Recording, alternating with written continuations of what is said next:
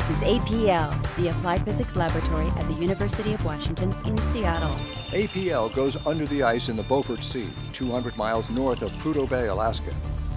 Icex 2009, we set up the APL ice station, which we call APLIS. We supply all the camp support for the Navy to further its mission in the Arctic. Behind the under-the-ice camera, APL ocean engineer Keith Van Thiel, very far from his comfortable, warm lab in Seattle. The coldest that we got was probably about minus 33 degrees Fahrenheit. The wind was usually blowing, could be a breeze to a stiff wind. So we see wind chill close to minus 60. One day, our warmest day, it was a balmy 0 degrees Fahrenheit.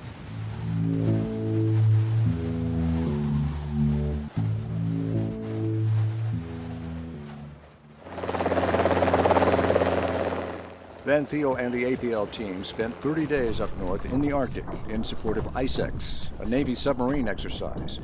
They had 2 submarines that were shooting practice torpedoes, and our job was to support that mission and to, as they fired these torpedoes, to find them and recover them after the exercise.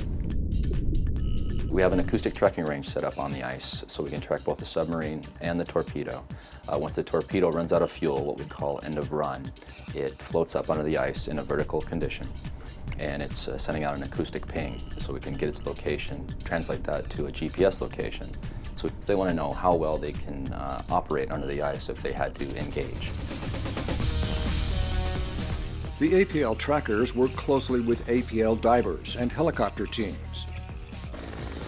Together, they scored 16 torpedo recoveries during Icex 2009, a success rate duly noted by visiting Chief of Naval Operations Admiral Gary Ruffett. They were very pleased with our performance up there. Every 2 years, we'll be going to the ice and supporting the Navy and their mission on their Icex. The work under extreme conditions is hard, and it's hazardous. There's risk involved, but we are very safe. You're in a risky environment, but we operate very safely. Operating safely in a changing environment. Typically, for the ice that we were seeing for our torpedo recoveries was about 4 to 6 feet, with the thinnest being about 16 inches and the thickest being about 12 feet. In years past, several decades ago, it wasn't unusual to go through 12 feet on a regular basis. Keith Van Thiel says he's good to go for the next Icex. It's out of the ordinary work. Not everybody gets a chance to go up and work on the ice. I would say it's the challenge of it. It's a great accomplishment to do such a camp on the ice and support 70-some people for upwards of a month. And it's adventure and it's excitement to be up there. Science at work under the ice.